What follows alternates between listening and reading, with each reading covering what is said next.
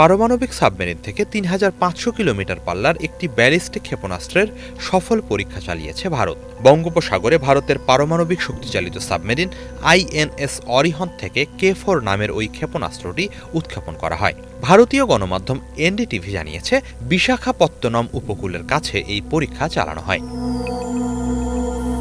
NDTV জানায়, ৩৫০০ kilometre দূরের লক্ষ্যবস্তুতে আঘাত হানতে সক্ষম মধ্যপাল্লার এই ক্ষেপণাস্ত্র ভারতের নৌবাহিনীর পারমাণবিক সক্ষমতাকে আরও শক্তিশালী করেছে। মূলত ২০২৪ সালের ২৯ আগস্ট ভারতীয় নৌবাহিনীতে অন্তর্ভুক্ত হয় K4 সাবমেরিন থেকে নিক্ষেপযোগ্য ব্যালিস্টিক ক্ষেপণাস্ত্র। এর মধ্য দিয়ে জল, স্থল ও আকাশপথে পারমাণবিক ক্ষেপণাস্ত্র নিক্ষেপে সক্ষম দেশগুলোর তালিকায় জায়গা করে নেয় ভারত। স্থলভিত্তিক ক্ষেপণাস্ত্র অগ্নি 3-র ওপর ভিত্তি করে বানানো K4 এই মুহূর্তে ভারতের সমুদ্রভিত্তিক কৌশলগত অস্ত্রের মধ্যে সর্বাধিক পাল্লার। বলা হচ্ছে, K4 ক্ষেপণাস্ত্রটি বিশেষ ক্ষমতা সম্পন্ন। সাবমেরিনের উৎক্ষেপণ সাইলো থেকে বেরিয়ে সমুদ্রপৃষ্ঠে পৌঁছানোর পর রকেট ইঞ্জিন চালু করে আকাশে ছুটে যাওয়ার সক্ষমতা আছে এটির। এই ক্ষেপণাস্ত্র 2.5 টন ওজনের পারমাণবিক অস্ত্র বহনে সক্ষম।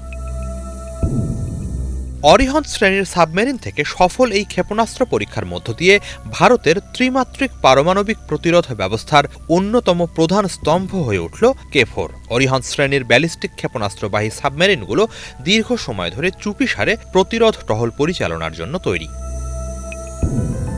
ভারতের প্রয়াত রাষ্ট্রপতি ও ক্ষেপণাস্ত্র কর্মসূচির রূপকার APJ আব্দুল কালামের প্রতি শ্রদ্ধা জানিয়ে K সিরিজের ক্ষেপণাস্ত্রগুলোর নামকরণ। ভারতের সমন্বিত ক্ষেপণাস্ত্র উন্নয়ন কর্মসূচিতে গুরুত্বপূর্ণ ভূমিকা রেখেছিলেন এই বিজ্ঞানী।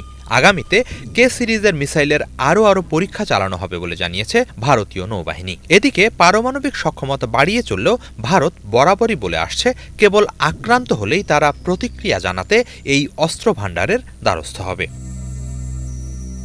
হিজল জোবায়ের, বাংলা ভিশন।